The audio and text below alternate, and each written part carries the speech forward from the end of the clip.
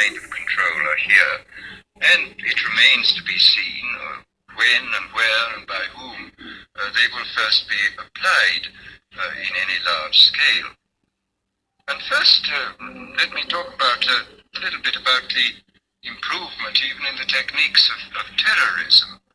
I think there have been improvements. Pavlov, after all, made some extremely profound observations, both on animals and on human beings. And he found, among other things, that conditioning techniques apply to animals or humans in a state either of psychological or physical stress sank in, so to say, very deeply into the mind-body of the creature, and were extremely difficult to get rid of. That they seem to be embedding more deeply than other forms of conditioning. And this, of course, this fact, I think, was discovered empirically in the past. People did make use of many of these techniques, but the difference between the old empirical intuitive methods and our own methods is the difference between a sort of hit and miss craftsman's point of view and a genuinely scientific point of view. I mean, I think there is a real difference between ourselves and, say, the inquisitors of the 16th century. We know much more precisely what we are doing than they knew, and we can extend, because of our theoretical knowledge, we can extend what we are doing over a wider area with a greater assurance of being producing something which really works.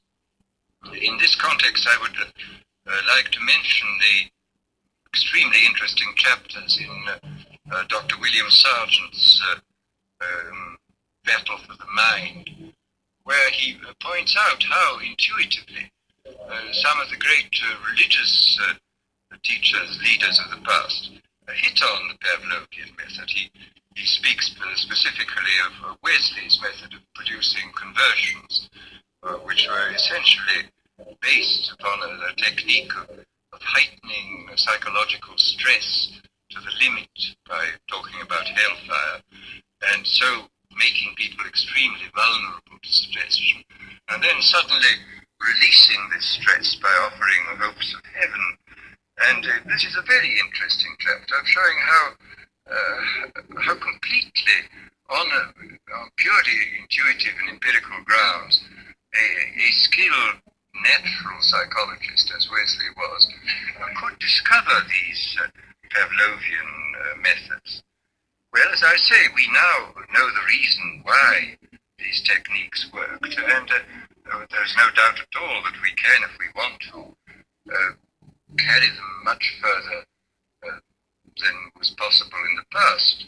And of course, in the recent history of brainwashing, both as applied to prisoners of war and to the lower personnel within the Communist Party in China, we see that the Pavlovian methods have been applied systematically and evidently with extraordinary efficacy. I mean, I think there can be no doubt that by the application of these methods, a very large army of totally devoted people has been created. The conditioning has been driven in, so to say, by kind of psychological iontophoresis into the very depths of people's being, and has got so deep that it's very difficult for it ever to be rooted out. And these methods, I think, are a real refinement on the older methods of terror, because they combine methods of terror with methods of acceptance, method that the person he is subjected to a form of terroristic stress, but for the purpose of inducing a kind of voluntary quotes acceptance of the state and the psychological state into which he has been driven, and the state of affairs within which he finds himself. So that, as I say, there has been, I think, a definite improvement, shall we say, even in the techniques of terrorism.